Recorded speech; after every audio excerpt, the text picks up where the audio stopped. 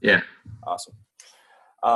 So how often are you in the administration side of the performance tool? Daily, weekly, monthly, at all? Um, I would scale towards more monthly, but it really just has its peaks and valleys. Sure. So we have three PLP cycles using the one-on-one feature. Sure. And so like generally I have to be in there more towards the beginning and end of a cycle. Okay. So you've gone through cycle creation and templates, stuff like Yeah. that. Mm-hmm. Anything with like scales or anything like that? Creating scales, or are we currently creating scales for? I don't know if you're using scales at all. So I guess. I don't think so. Okay.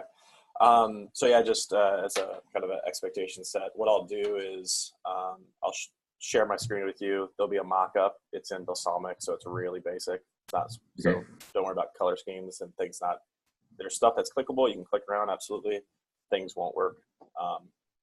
But just kind of get your general impressions of the shift. Do you want to?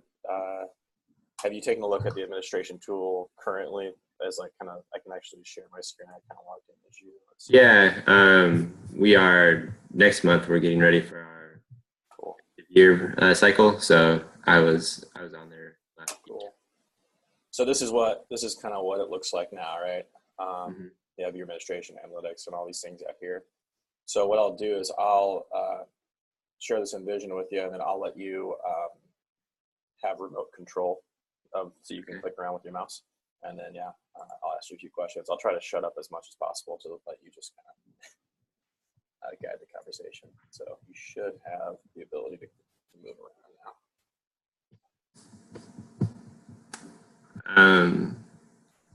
now.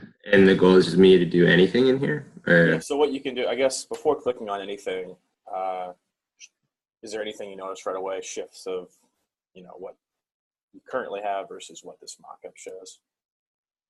Yeah, so in the one-on-ones, creating a new cycle, is a like more accessible. So it looks like you're targeting things that admin do on a more frequent basis and just kind of not bearing it as much, right? Sort of seeing it earlier. We don't use the surveys or the feedback. Feedback, right? Yeah. Yeah. So if there's anything that's extra, you can feel free to look around and check it out. But yeah, so I feel like this is where, for the organization, this is like my need is going in here. Right. So that'd be great. Like time save. Yeah. So let's say you were going to go launch a one-on-one cycle, where like if you weren't going to use that new cycle, which is great that I kind of threw that in there, like that might be a good function. Where else would you go to maybe start a cycle if you didn't go there? Click manage. Go for it. And then creating cycle. So the one thing that we did here, as opposed to what's currently out there, is we kind of flipped everything on its side. Where, as before, you had cycles and templates. Now it's kind of feature dependent, where it's like, hey, let's go to one-on-ones, and then inside there, you're looking at one-on-ones, cycles, templates, and scales. Is that, we thought that was a good decision. Do you agree? Is that confusing, or? Can I take a quick look at the current layout? Sure. So let's see here. So currently, like, you have cycles out here, right? So this is kind of how you currently would look at cycles. You just have one-on-ones as the cycle that you can run. If you can imagine, if you had pulses and if you had feedback, they would all commingle into this screen. So for you guys, with just one-on-one cycles being what you guys run, there probably wouldn't be much of a shift, but you just wouldn't have cycles as a main tab out there to the left or a main box off the home page. You would have one-on-ones. I see. Yeah, I feel like it's a clear call out to like the things that are one-on-one related, uh, and then being able to then go in and say like, okay, I'm going to edit my templates for these one-on-ones. I think that makes sense. It's intuitive enough. Okay. If you were gonna, let's say, using the navigation you see, go update the default language for the entire organization, how would you how would you get there? I don't know. You're referring to default language in a one-on-one, or So there's across your entire organization when you log into performance, you can have a default language, um, or even a default time zone. So say most people are on in this region are in San Francisco. How do I do that? yeah. So I would assume go to general settings. Mm-hmm. Yeah, and update here. Cool. Yeah. So this is a major shift too for the general settings page. Currently, it's kind of splayed out. All those tabs at the bottom are main boxes off the home administration page. Mm-hmm. So clicking through those, does that make organizational sense? Is it, do you expect it to be there? Yeah, I mean, so like in all candor, like I think the only time I've ever had to go and make changes was what's being displayed in demographics, and that was, I think, a hacky way that Luke taught me to filter who's eligible for a one-on-one, or like how I can quickly add or delete like a group of folks. Sure. Um, so like I had to add one of these demographics to filter on and then remove it because we didn't want that displayed. Makes sense. Yeah, so I don't know if I'm the most helpful here, but I No, think not at all. That's great.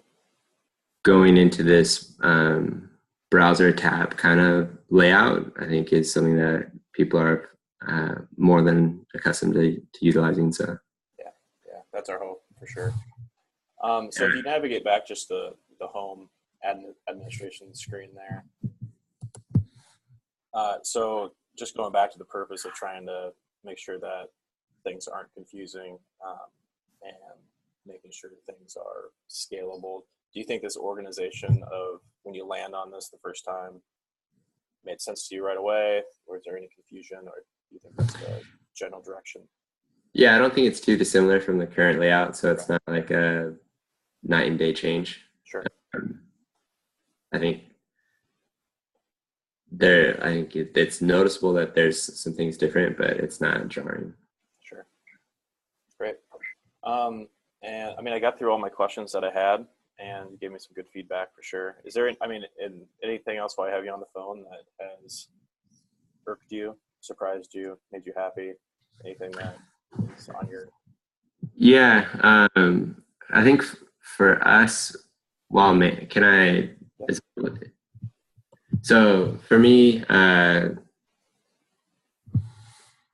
when managing cycles, there's been like for we have folks with like same names, but like even and we need like a more unique identifier when managing a cycle. Say an employee leaves. I guess this is like a big pain point for us is when an employee leaves the organization mid-cycle. Okay. Even though I think they are marked inactive, we have a lot of our people have OCD and want to like say like, okay, I want these people gone and deleted from my one-on-one list. Right. And then having to kind of like sort and filter and then find those folks. It's nice to have a unique identifier. Like we have employee ID associated on this page here, just to make finding those people. Yeah, just one extra, even a couple, maybe two extra columns to be like, hey, this is like a demographic you want to sort on. Like at least you know the department and employee ID. Yeah, Getting that show. Yeah, that's a good idea. yeah. So I think that's like our biggest, and then yeah, and just like the inability to kind of, and I know this is a sticking point for like people have different use cases for this or reasons why we don't do this, but just like when an employee leaves, it would be nice if they're automatically pulled from an active cycle. But my understanding is that it's not uh, feasible given the Yeah, folks that you guys work with. sure. Yeah, and I mean, there's always trade-offs to, especially with like a one-on-one cycle. If the user's inactive, don't prompt someone to have a one-on-one with someone that doesn't either Yeah, exist in the system or anything like that, and just go ahead and you know. Um, but then there's also like, oh, someone gets marked inactive. We have like a survey tool that's like exits, so it's supposed to like fire when they go inactive. Be like, oh, you're leaving the company. Here's a cycle for exits, so we can find you. yeah. So there's a bevy of things, but yeah, no, it's a good point to continue to look at and explore. And then one other thing, it'd be nice to be able to turn email notifications on and off for cycle reminders. It's just like, Sure. Like I had mocked up, even in goals, we have like goal reminders and stuff like that.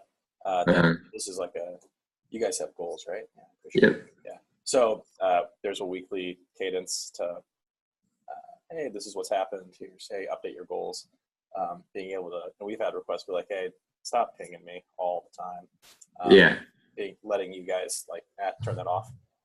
mhm, Same thing with, you know, in one-on-ones and stuff like that too. Like um, individually, a user can go into any of their accounts and be like, hey, turn off reminders.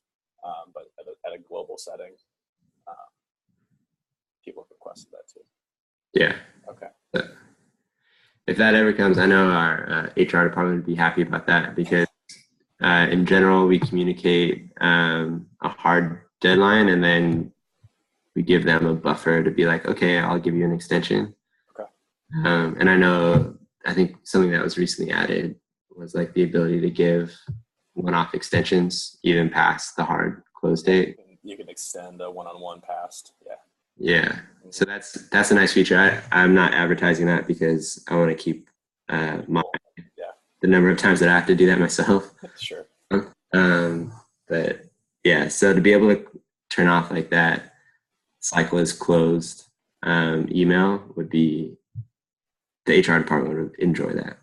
Sure. Yeah. Just having, I think kind of like going forward, our aim is to give clients a very intuitive experience in administration with more of these like, no, turn this off, turn that off. Let Yeah, me curate the communications, being able to eventually edit the emails themselves and content of the emails so you can make sure that it's very targeted to what you want based on the cycle. So that's all kind of in our pipeline, but yeah, it's good to hear that feedback. great. Yeah. That's good to hear.